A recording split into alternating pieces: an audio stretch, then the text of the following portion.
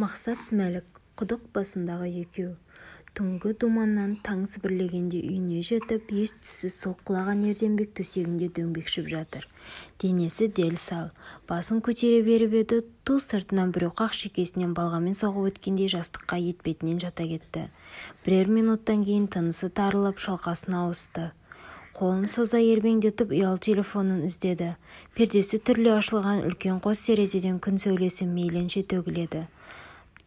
Даңғарадай жатын бөлмеде шыбынның ызыңы естілмейді. Өлі тыныштық еңсені езіп, мең-зең күйінің қылын шертеді. Көзін уқалап тумбочканың үстіне әрең тапқан телефонның сенсорлы бетін бас бармағымен жылжатты. 4-5 қоңырау түскен. Үңіліп сағатына қарады. Түскі 13:00 деп тұр. Кеше қалай қайтты, аста төк дастархан жайылған отырыстың ақыры немен аяқталды, ештеңе есіне түспеді.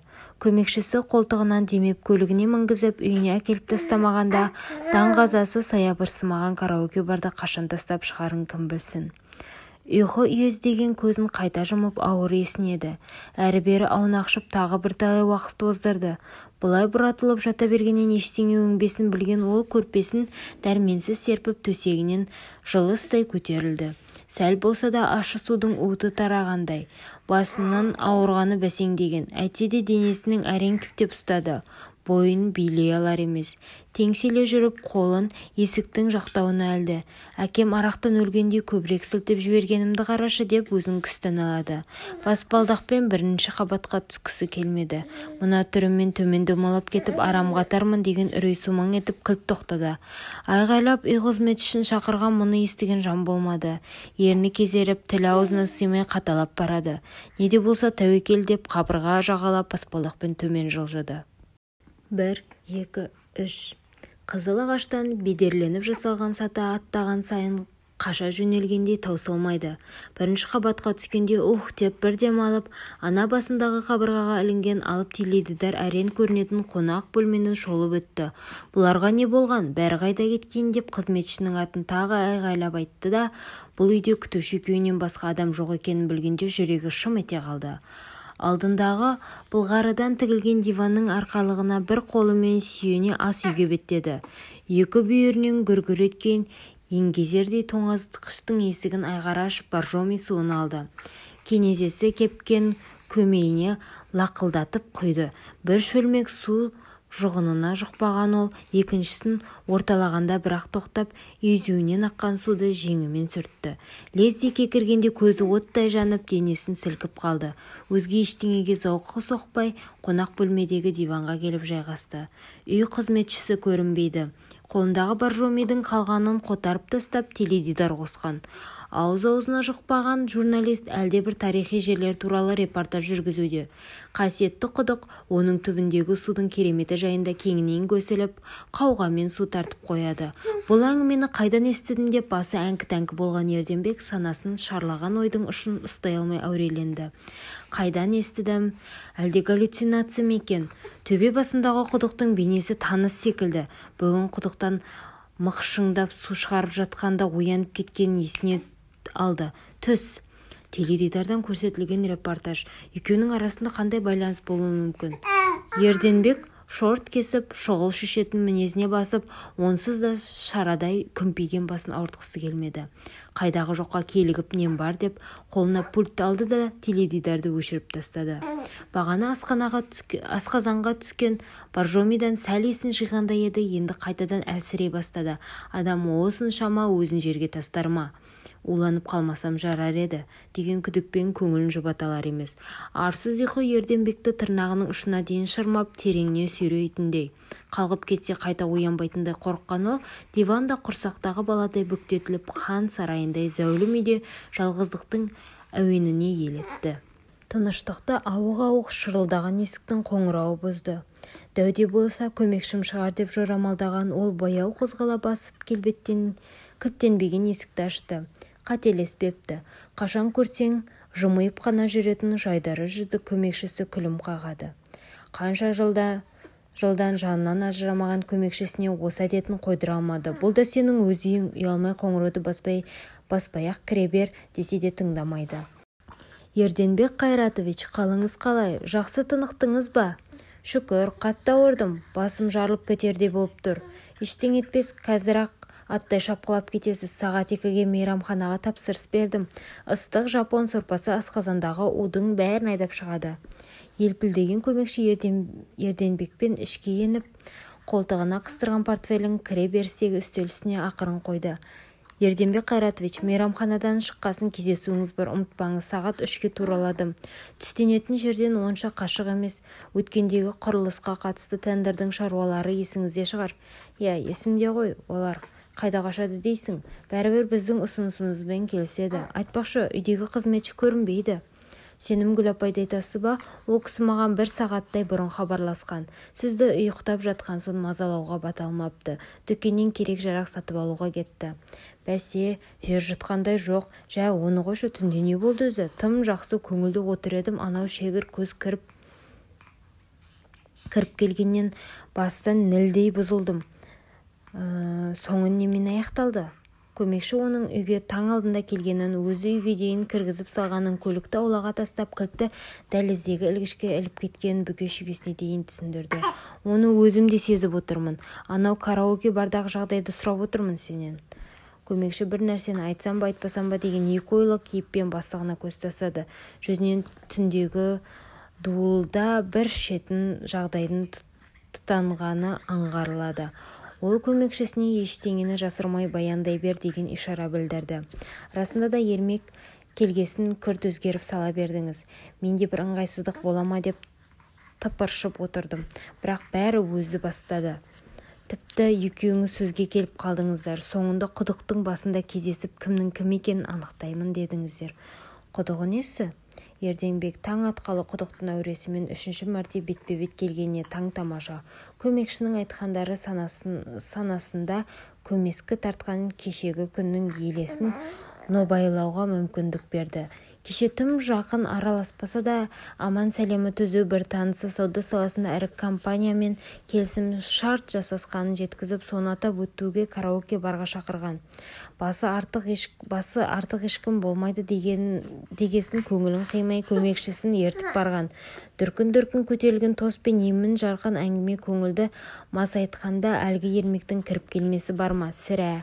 Танысы екеуінің арасында ала мысық өтпесе де жұлдызы қарсы жандардай жолдарының қиса бермейтінін білмесе керек. Шындығында Ерденбек Ермектің алдында не үшін жазықтымын деп ойлайтын. Екеуінің дәулеті бір-біріне кемшін түспеген, оның алдында ешқасан кесіп өтпеген үшін. Екеуінің нәпақа табатын саласы да екі бөлек. Ерденбек үнемі осының байыбына бара алмайтын. Кеше де біреудің дастарханының шырқын бұзғандай дүңк еткізіп, өмірде адамның күнәсі артқан сайын байлығы еселене ма қалай өзі? Ерденбек бауырым, сен не ойлайсың? Деді Ермек. Көңілі кілт еткен Ерденбек оның кімді тұспалдағанын аңдап, меніңше осындай әңгіме қозғаған адамның өзі күнә арқалайды. Кімнің ішіне кім кіріп шығыпты деп тігісін жатқыза түйреп өткен. Содан сазарып қалған Ермек бір қаға берісте, біздің Шымкенттен қашық емес Қаратаудың етегінде қасиетті құдық бар екен. Сенесіздер ме? Сол құдыққа қауға тастаған ниеті жаман, күнәсі көп адамға су шықпайды екен. Кімнің жаны кіршіксіз аппақ, соған шелек толы шөлпілдеген су шығады дей келе, Ерденбек бауырым, бәлкім екеуміз барып, кімнің періште, кімнің күнәһар пенде екенін анықтап қайтармыз, деді қызара бөрткен Ерденбек те қалыспай. Неге бармасқа? Арым таза, тескен тау асып кетсем де ештеңеден қорықпай дәлелдеп бере аламын деп бөскен. Екеуінің тартысына концерт тамашалағандай қызу қол соққан дастархан басындағылар олардың уәдесіне куә атанса да, екеуінің бір-бірін жеп қоя жаздайтын көзқараспен арбасқанын байқамаған еді. Жасы 50-ге жақындаса да елмен бәстесіп, түбі тесік шелектей даңғыр әрекетіне сәл қысылған Ерденбек бәрін есіне түсірді. Адамның басы кететіндей серт байласу емес, іштей бір мәнісі болар, деді. Көмекшісіне беті қолын жуып тез шығатынын айтты. Ескі көлігін таң алакеуімнен оталдырған Сәкен үйге біресе кіріп, біресе шығып, шыр айналды. Іздеген заты жер жұтқандай жоқ. Есік алдындағы сарайды да сүзіп шықты. аз-кем ойланып тұрды да тапшанда қаз-қатар ұйықтап жатқан балаларына қарай аяңдады. Пыс-пыс етіп тәтті ұйқыға берілген ұлының қолында бір нәрсе ағараңдайтындай. Түнде басына киіп тастамай жүреді, қолынан тастамай ұйықтап қалыпты ғой деген ол әппақ тақияны ақырындап алды. Бір қағып басына киді де көлігіне қарғып мініп үйінен ұзай берді. Сәкеннің киелі құдық басында шырақшы болып жүргеніне көп уақыт өтпеген. Қаладан қатынайтындықтан ерте барып кешкірім адам аяға басылған уақытта қайтады. Ол бүгін де күнделікті жүрісінен жаңылмай құдық басына жеткенше асықты. Бала кезде атасынан естіген аңыз санасына сіңген Сәкеннің бар өмірі құдықтың жаратылысымен біте қайнасып кеткендей. Әсіресе оған осы құдықтың басына шырақшы болды деп қинаған ешкім жоқ. Тылсым күш магниттей тартқанда киелі құдықтың түбіне күмбір естіліп, мөлді таза суынан бойына қуаттар еді. Біреу сенер, біреу сенбес үлкен-үлкен тастарды қолдан қалағандай төбе басындағы жарықтан шығатын судың сиқырына Сәкен имандай сеніп, зәредей күмән келтірген емес. Қуанатыны қазір құдық басына келіп кететін жұрттың қарасы көбейген. Іргедегі Түркістаннан бөлек Ресейден, Өзбекстаннан келетін саяхатшылар киелі жердің тылсымын ұғынуға ұмтылғандай іштей тәубе дейтін. Тіпті киелі құдық басындағы шырақшылық жолын Құдайдың берген нәсібі деп есептейтін. Шырақшы болуда еріккеннің ермегі деп ешкім айта алмайды. Күніне сан тараптан ағылатын адамдармен тілдесіп, ниет еткеннің көңілінен шығуға тырысады. Түрлі сұрақтарына жауап беріп, бала күнінен санасына сіңген осы өлкеден шыққан кітаптардан оқыған түйген мәліметтерін бөлісуден шаршамайтын. Кейде бар ынтасымен айтқан жайттарға сенімсіздік танытып, күдікпен қарайтындарға кезігіп қалады. Ондайда Сәкен еш шамданбайтын. Күн ұзақ бар білгенін қайталаудан жалықпайтын. Әсіресе жаз түсісімен Қаратаудың етегіндегі киелі құдықты бетке алатындардың қарасы артады. Бәрінің арманы да тілегі де бір. Әулиелі жердің қасиетіне қанық жандар ұлтына, ұлысына бөленбейтініне сол кезде көзін жеткізді. Біреу сонау Ресейден бір ел келген шырақшы Сәкен сыр суытпақтап отырып барлығына қанықты. Көп жылдар бері бала сүймеген жанның соңғы маңдай тірер мекені болмаса да осында ниет етіп келіпті. Құдайдың құдіреті сол әйел кейін сәби сүйіп шаттыққа кенелді. Сәкеннің көз алдындағы осындай оқиғалар оның киелі құдыққа деген махаббатын аңсарын еселейтін. Бүгінде тақиясын баса киіп ерте жолға шыққан ол келушілер күтіп қалды ма деп көлігін ызғыта түсті. Екі аралық 60 шақырымдай жол. Әне-міне дегенше жетіп қалуы тиіс. Төбеден асып түскенде тұрақта қаңтарылып шағын автобусты көрді. 10 шақты адам баспалдақпен өрлеп барады. Анадайдан құланиектенген күш шапағымен тау болып үйілген шелектер жалт-жұлт етеді. Сәкен көлігінен шағын автобустың жанына тоқтады. Автобустан әлі түсіп үлгермеген жүргізуші «Киелі құдық осы ма? Басында адасып кетпедік пе?» деп қауіптеніп деді. «Қай жақтан келіп едіңіздер?» «Көрші облыста тұрамын. Мыналар шет елден келіпті. Тілдерін түсінбедім. Қастарында жол бастаушысы бар». Сәкен ылдым-жылдым қимылмен жоғары қарай жүріп кетті. Ерденбек түнеу күнгі оқиғадан бері арақты аузына татып алмады. Сол бәленің исі мұрнына келсе болды, белгісіз күш бар зейіннің басқа жаққа алып қашатын. Оңды-солды отырыстарда саптиылды. Талай дөкей, Ердеке жүріңіз, дәм татып арқа жаққа әңгімелесейік деп қиылса да, шаруаларым бар еді, ренжімеңіз деп құтылып жүрді. Аяқ астынан оның саяқтанып жалғыз қалатынын аңғарған көмекшісі бірде «Ерденбек Қайратович, бәрі дұрыс па?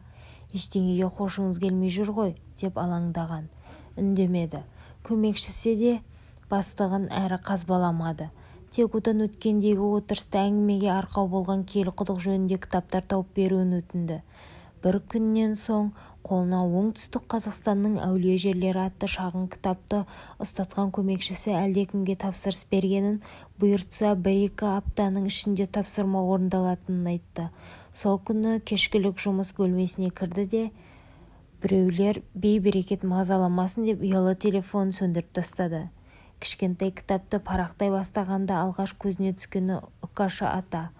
Кітапта тайға таңба басылғандай жазылған деректе Үкаша атаның пайғамбардың сахабасы болғанын, дін жолындағы шайқаста ерекше батырлығымен танылып, жаудың оқ өтпейтін, қылышы кеспейтін батыр екені келтірілген. Қандай күйт ұрқылыққа барса да кәпірлер оны осал тұсын таба алмай қиналыпты. Күндердің күнде әйелінің осал тұсы арқылы батырдың қорғансыз кезін біліп алған жаулары Үкаша атаның таң намазына жығылған сәтте қылышпен басын шауып түсіреді. Осы жерге келгенде кітаптың бетін ашық күйінде қалдырған Ерденбектің көңілі бір суынып, бір ысып бөлме ішін кезіп кетті. Бар қызығы алда секілді. Қайтадан кітапқа шұқшиып оқуға кірісті. Бұл еріксіз баурайтын тылсым әлемнің басы ғана екен. Әрі қарай кітапты домалап жатқан басты періштелер қырдың етегінен жеткізеді. Сол сәтте бас түскен жер қақ айырылып, ғайыптан пайда болған құдыққа түсіп кетеді. Содан жер астындағы өзен арқылы Меккеден бір-ақ шығыпты. Қысқа мәліметке тұшынбаса да ғаламат күштің лебі санасын ұйытып, еріксіз иланған ол көмекші әкелетін кітаптарды күтпей-ақ интернет арқылы киелі құдық жайында іздестірді. Мол байлыққа кенелгендей бірінен кейін бірі жыпырлап экран бетіне шыққан материалдарды құныға оқыды. Оқи отырып Астана мен Шымкенттің арасын шаң қылып күніге 2 мәрте ұшақпен барып келетін, айына кем дегенде бір рет шетелге аттанатын мұның іргедегі Түркістанның түбінде бұйығы күн кешкен қасиетті жер туралы бұрын-соңды естімегенін, мүлдем бейхабарлығын біреу естісе бетін шымшып күлетін шығар деп ойлады. Тіпті құдық ішіндегі судың құрамын зерттеген ғалымдар оның 90% зәмзәм сумен сәйкес келетінін анықтап тастапты. О, тоба, сонда бұл не сиқыр, нендей жаратылыс. Ерденбектің іші толқынысы ернеуінен төгілердей күлкіп, құпия кілтті іздегендей тыпыршыды. Зияратшылардың су алу үшін кезекпен шелек тастайтын оқығанда көз алдына бақталасы ермек келе қалды. Ел арасында тараған аңыз бойынша күнәсі көп арам ниетті адамдардың шелегі құрғақ қайтып, адал жандардың қауғасы бос шықпайды екен. Ой пармай, мынау шын ба, өтірік пе? Күнә дейді. Жұмыр басты пенденің күнәдан пәгі бар ма екен сірә? Құдық басына топталыңдардың кейбірі шелегі сусыз болса өкіріп жылап өмірден безіп кетердей күйге ұрынатыны несі? Ерденбек ертегілер әлеміне саяхаттағандай қиялы шырақтап қалықтаған қалпы жерге аяғы тиер емес. Түннің бір уағына шейін интернеттегі жазбалардың үтір-нүктесіне шейін шолып киелі құдықтың бар сырына қанықты. Шырақшы Сәкен құдық басында аялдаған адамдардың соңғы легін көзбен ұзатып тұрғанда күн ұясына қонақтады. Тақиясын шешіп қолына ұстады да құдықтың әрі таман қалқасында сәл еңіске қарай үйіліп жатқан шелекке жақындады. Санасаң есебінен жаңыласын, бәрінің сау тамтығы қалмаған, ұрылған, соғылған, себебі шелекті құдыққа тастағанда даңғыр етіп түсетін қауға түбіне жеткенше қапталдағы тасқа кезек-кезек соғылып, мылжа болып шығады. Тұтқасы үзіліп қалып қоятындары қаншама. Сәкен құдық басын күзеткен жай ғана шырақшы емес, оның түбін тазалаған жандардың да бірі еді. Келушілер аузына үңіле қарағанда түсіріп алатын тұрмыстық заттардан бөлек құдық түбі бос шелекке толып қалатын. Алғаш тазартуға түскенде қатты жүрексініп үрейленгені бар. Тереңдігі 28 метрге жуықтайтын құдыққа тігінен құлдилай алмайсың. Құм үстінде жорғалаған жыланның ізінде ерек-ерек. Бұған дейін ішін тазартқан жандардың әңгімесі әрқалай.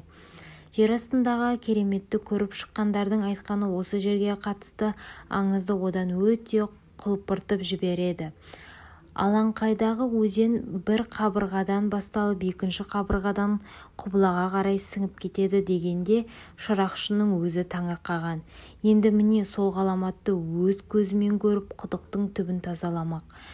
Әсілінде құдыққа жылына бір рет қыс мезгілінде адам саябырсығанда түсетін. Осы сәтті тағатсыздана күткен шырақшы санаулы күн қалғанда алматылық альпинистке хабарласты. Ол кісі бұған дейін сана мәрте тазартып шыққан жан.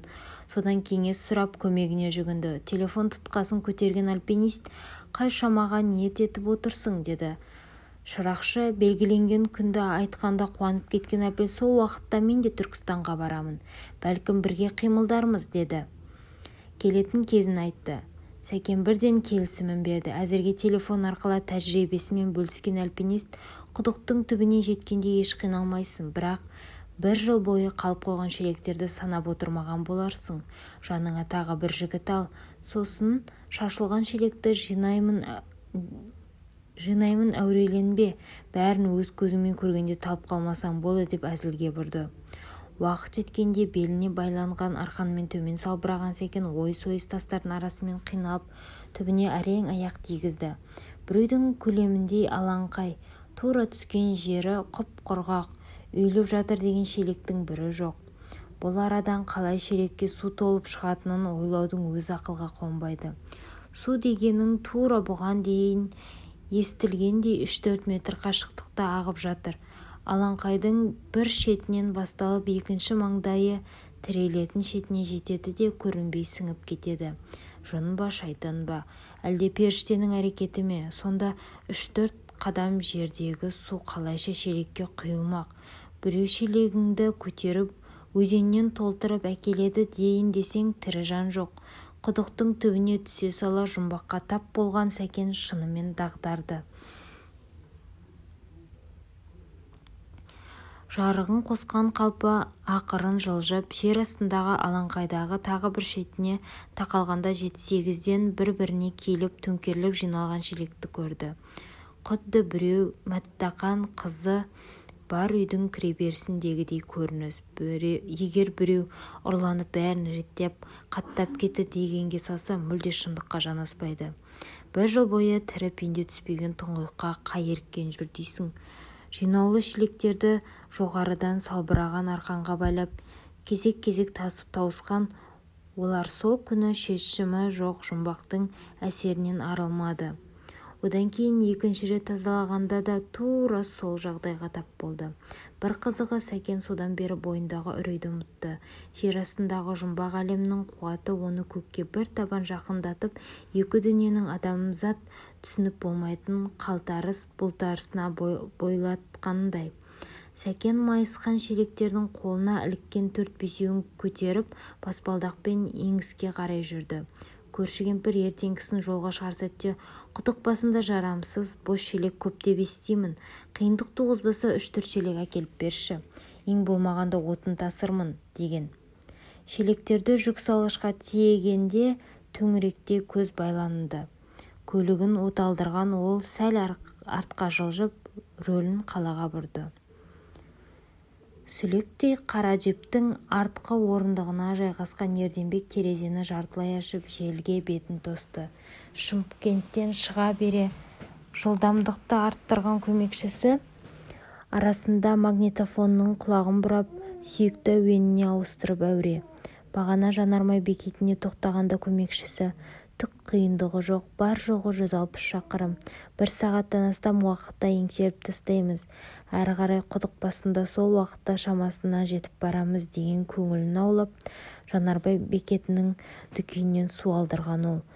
«Бұйырған уағында жетерміз», деп екеуі ара әңгімеге нүкте қойған. Содан бері көлік жүргізіп келе жатқан көмекшісіне тіл қатпады. Қалада кіндік қаны тамған Ерденбек әкеден ерте айырылған. Мектеп бітірген жылы сұм ажал шешесін де алып тынды.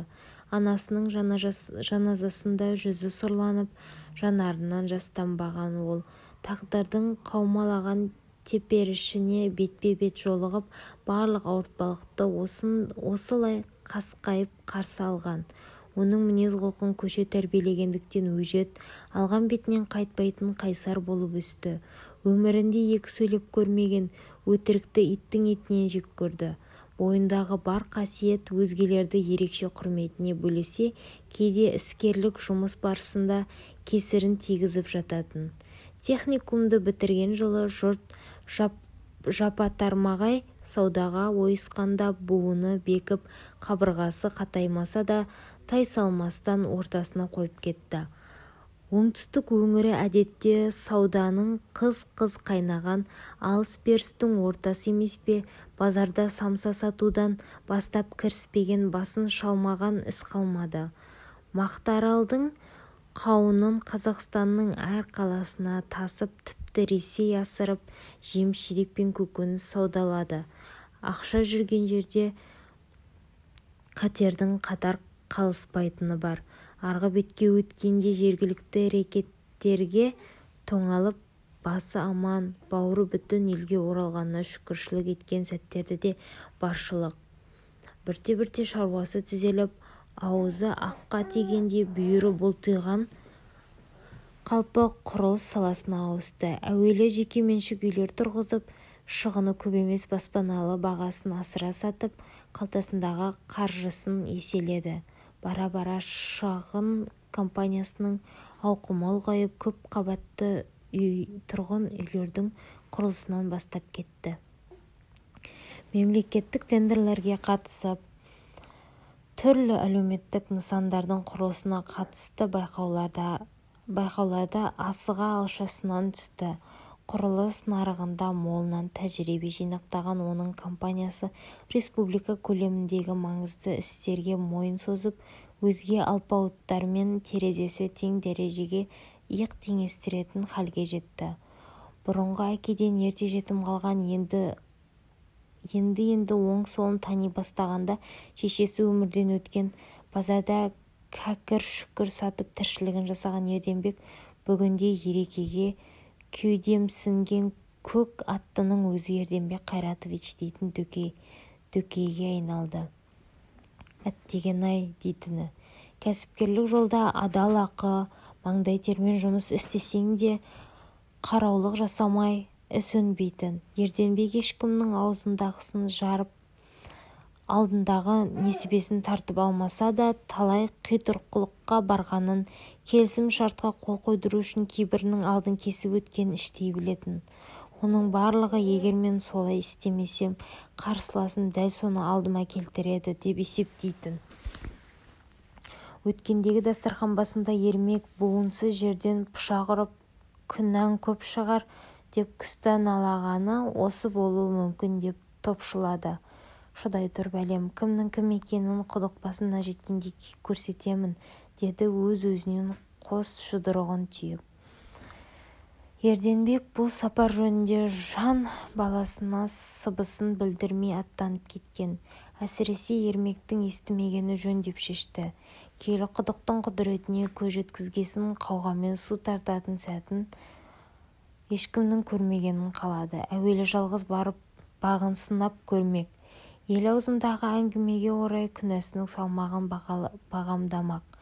Бір тамшы су шелегіне ілінбесе, келген ізімен кері қайтады. Онда ермектің бетіне салық қылып басқан айыбын көтеріп, арының алдында қара бет атанбақ. Сол үшін ұрланып жолға шығар алдында көмекшіне ертең көлігіңді сақадай сай етіп қой, Түркістанға жолға жүреміз, құдық басына барамыз деген. Бастығының табан астында жоспары өзгеріп сала бергенінің неге жорырын ұқпаған көмекшісі ертең бізде маңызды кездесулер бар, қалай болар екен деп күмілжіп, артынша Ерденбектің екінші қайталамайтын мінезіне қанық болғасын ләм-мим демеді. Айтсаңыз болды, ертең таңғы 9-да келемін деп қысқа қайырды. Қаладан аттанар тұста тез-ақ жетеміз деген жолдың қысқаратын түрі көрінбейді. Ерденбек қолындағы судан бір ұрттады да қайтадан далаға жүзін бұрды. Жеген алдында жемегердің артында бір қоңырау шалып талай түйіннің тиегін еркін ағытатын ол отбасын ойласа жүрегі сыздайды. Әйелімен ажырасқанына 5-6 жылдың жүзі сырғанаған. Жалғыз ұлы анасының жетегінде кеткен. Жанжалдың неден шыққанын түсіну қиын. Бір-бірімен қатты кетіскені соншалық әйелі баласымен көп кезіктірмеуге тырысып бағады. Жалғыз ұлдың арман үшін жиған тергенінің жартысын соның атына жазды. Өкініштісі, қалаған кезде сағынышын басайын десе маңына жолай алмайды. Кіндігінен өсіп-өнген бала болса да бірге тұрмаған соң адамнан қашықтай түсетінін ұқты. Кездескен сәтте қанша мейірленіп бауырына басса да соңғы кездері ұлымен арадағы қарым-қатынас суынған. Әйелі бұған қарсы тәрбиелеп отбасының шырқы бұзылуын ерденбектен көретін секілді. Өмір белесін қол ұстасып бірге бастаған әйеліне ренжейін десе жамандыққа қимайды. Көлік терезесін түбіне дейін түсірген ол тағы да отбасын ойлады. Жүйткіген джиптің екпінінен қақ жарылған ауа ішке лықсып жел болып уілдейді. Гу-гу еткен есірік жел іштегі қыжылдың қолаңтасын үрлеп көзінен ыстық жас ыршыды. Қап, бүгін ұлымды да ерте шығуым керек еді. Қайдам, шешесі жыландай жиырылып маңына жуытпайтын шығар. Қаланың ішінде әзер жолымыз түйісіп жүргенде Түркістанға қайтып жіберсін. Балама қастық қылатындай әзірейіл көретін несі? Жалынып аяғына жығылсам да жаныма ертуім керек еді. Сауда-саттық, кейін құрылыс компаниясының көкжиегін кеңейтіп, қадамын ілгерітемін деген жанталастың бұрқ-сарқ қайнаған тірлігімен мына тұрған Түркістанның маңайында қандай өмір барын ұмытқандықтан қателігін баласын қайталамаса екен деп тіледі. Ол үшін ажырасқан әйелінің өктеміне мойын сұнып, қол қусырғаннан келіп кетер пайда жоқ.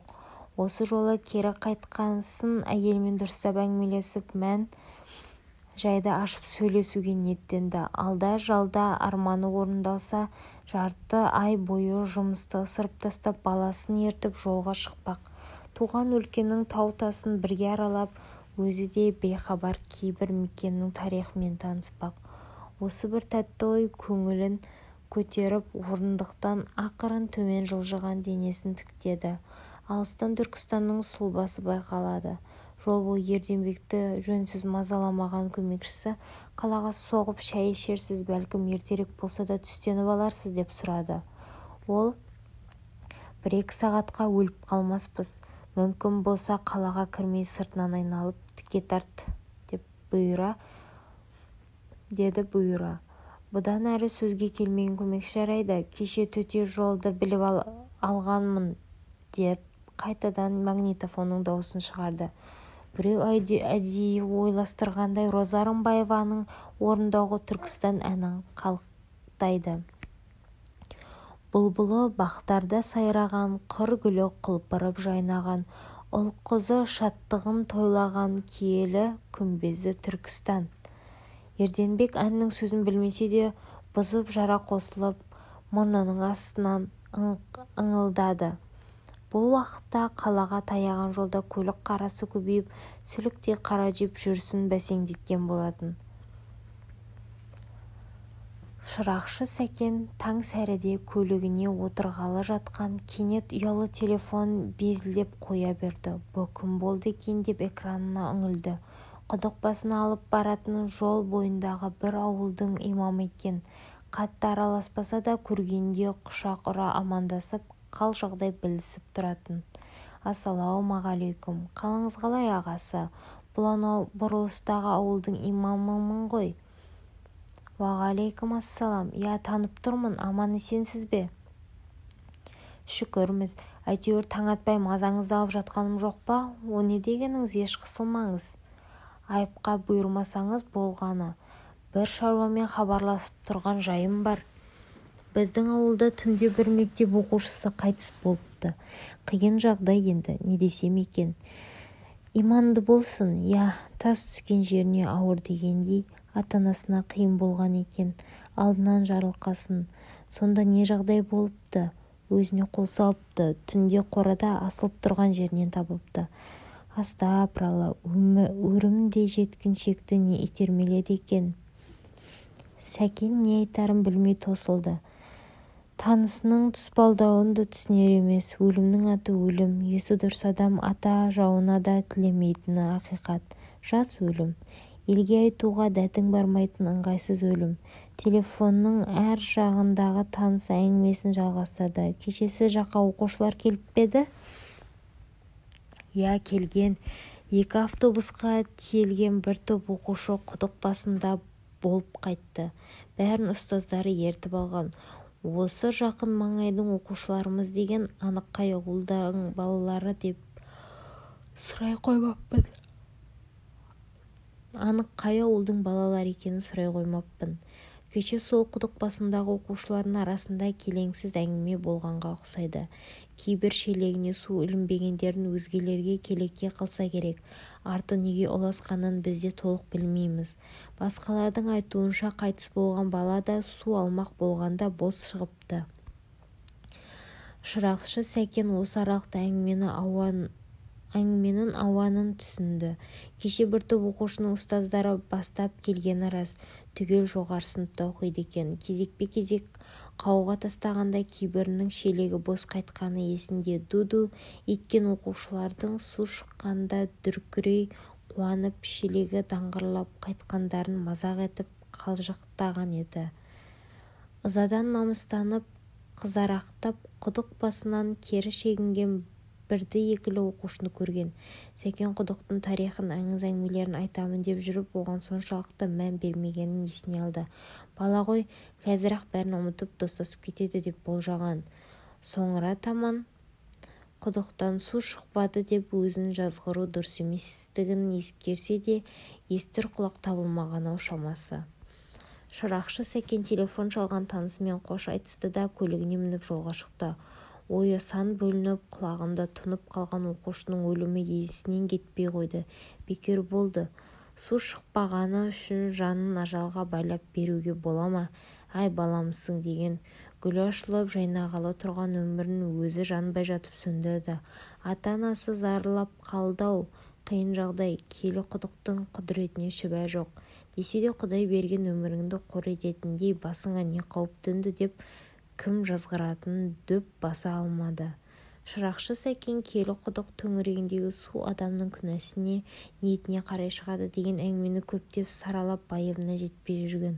Оқушының өлімі санаулы минуттар ішінде көкейіндегі сол ойды қайта толқытып, ой елегінен өткізуге мүмкіндік туғызады. Екі көзімен жолға қадалып қараса да сана қатпарын шырмаған қарама-қайшы көзқарастың дұрыс-бұрысын пайымдап келеді. Ойына алғаш оралғаны күнә дегеніміз не деген сұрақ.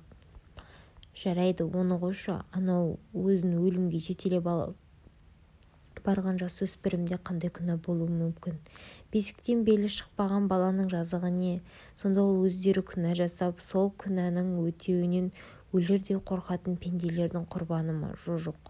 Байғұс баланы үлкендер емес, қатарластары күлкі еткеннен қайғылы оқиға болды.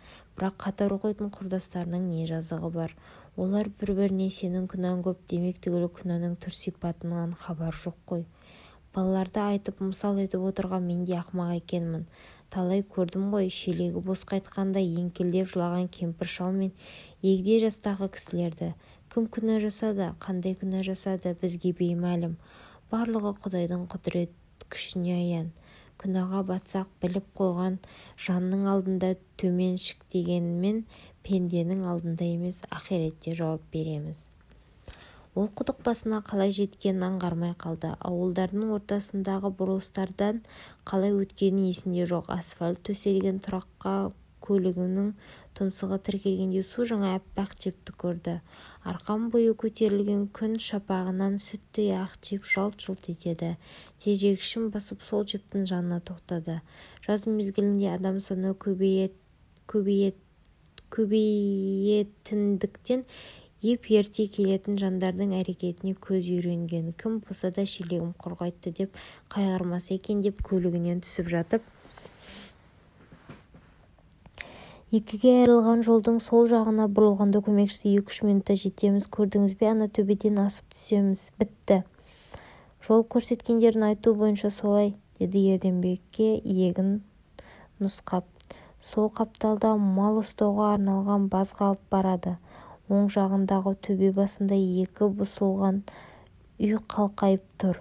Төбеден асып өткенде сайды өрлей салынған баспалдақ, оның тура алдында биіктігі 2-3 метр күмбезді шап-шағын үйшік менмұндалайды. Сол жағында төбесі жабық, жан-жағы ашық лапас, онымен жапсарлас үй бар екен. Тұраққа жеткендерде қатар тұрған ескі көлік пен аппақ джиптен өзге машина жоқ. Екеу көліктен түсіп бойларын жазып тұрғанда көмекшісі мына аппақ джип таныс секілді. Бір жерден көргенім анық, деді айналшықтай қарап. Қайтесің? Жоқтан өзгеге бас ауыртып, деді Ерденбек жақтырмай. Екеу баспалдақпен көк күмбезді үйшікке өрледі. Төңіректе меңіреу тыныштық орнаған.